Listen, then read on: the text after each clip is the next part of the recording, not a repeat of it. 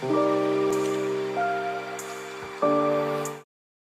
up everybody, 24/7 Bricks here, welcome back to a brand new video, and in today's video we're going to be continuing the mini Moc series. This is season 3, episode 6.